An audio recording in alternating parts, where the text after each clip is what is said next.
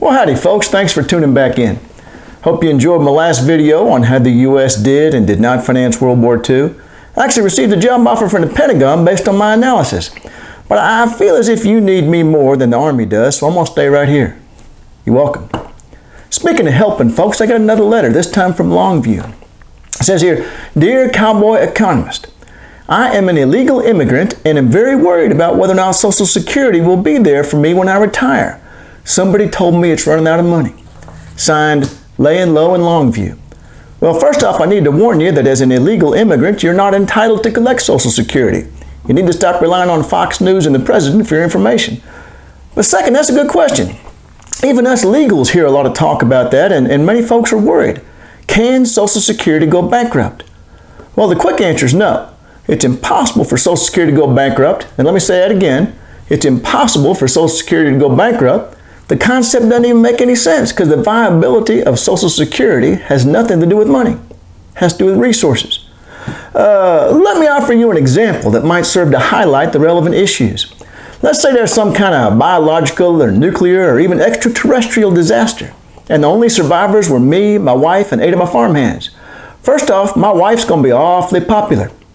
Second, let's say that the 10 of us that are remaining here on the planet Earth decide to rebuild society and civilization, and that the level of productivity we are able to achieve is such that one person is able to produce enough goods and services for one person.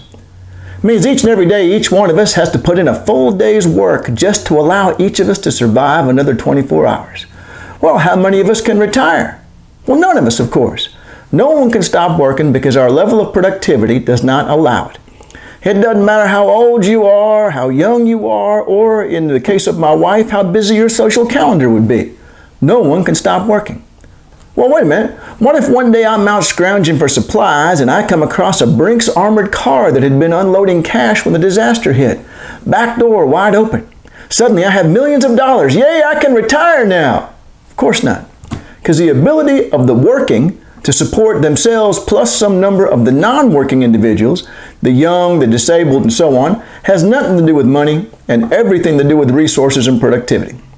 Well, now let's think about this. Let's think that, well, what if we did raise our productivity? Let's say it got to the point where one person could make enough for 2 people to live, that we doubled our productivity. Well, now we got some choices.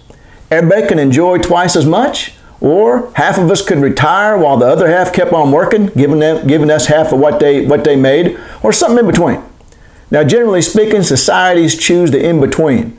Some people don't have to work anymore, and those who are working even get to enjoy an even higher standard of living. Now, how we choose who doesn't have to work is a political and social decision. We might allow children not to work. We might allow the elderly, the infirm, hipsters. I hate working with hipsters. I'm sure you do too. If I was in charge, I'd be happy to pay them just to stay home. But the real point here is that none of these choices is available to us without sufficient productivity.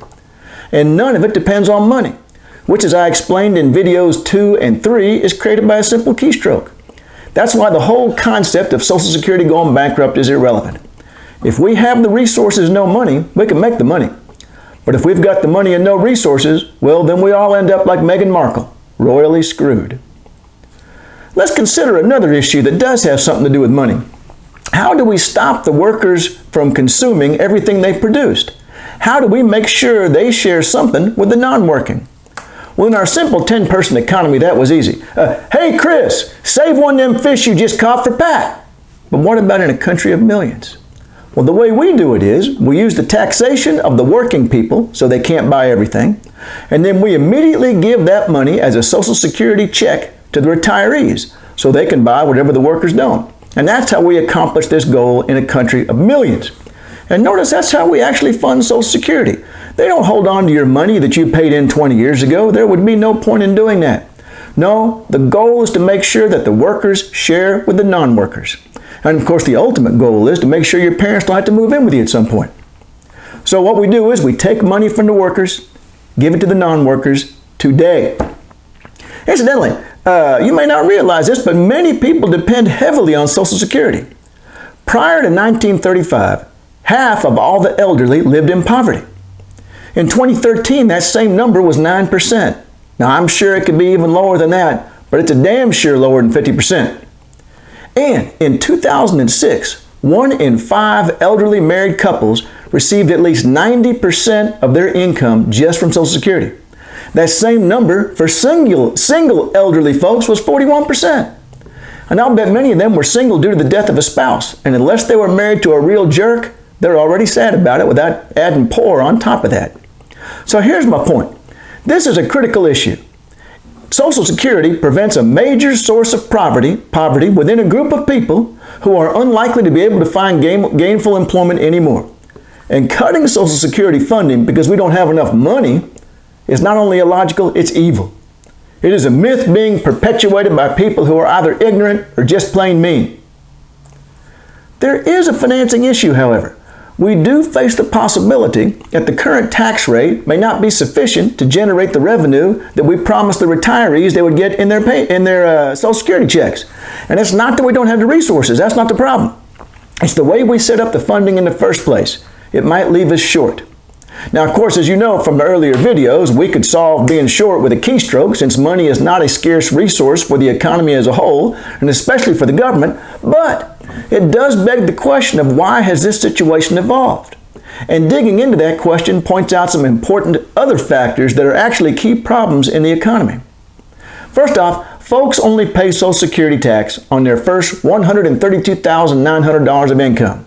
Now, if you earn that much, and of course that's a lot of money, but if you earn that much, then you and Bill Gates pay the same thing on the Social Security tax. I'm not saying that's good. I'm not saying it's bad. I'm just pointing it out. Just like if you had part of your lunch still on your shirt, maybe you're saving it for later. That's not me for me to judge. I'm just letting you know. Now, the second issue, however, is much more critical. The wages from which Social Security taxes are drawn have lagged far behind productivity increases. According to the Economic Policy Institute, since 1973, productivity has increased by almost 250%. Therefore, our ability to provide Social Security has increased 250%. But over that same period, wages have only gone up by 114%. The pool from which Social Security funding is drawn has lagged way behind the actual ability to provide Social Security. And so the problem is not the tax system itself, it's the stagnation of the wages. If wages too had risen by 250%, there'd be no problem. The destruction of the middle class has had many terrible consequences. This is one of them. Bottom line, don't listen to the crap. Don't buy the arguments of those in Washington, and they come from both sides of the aisle, who say that we need to cut back on Social Security. It simply ain't true. You tell them for me to go straight to hell. Thank you.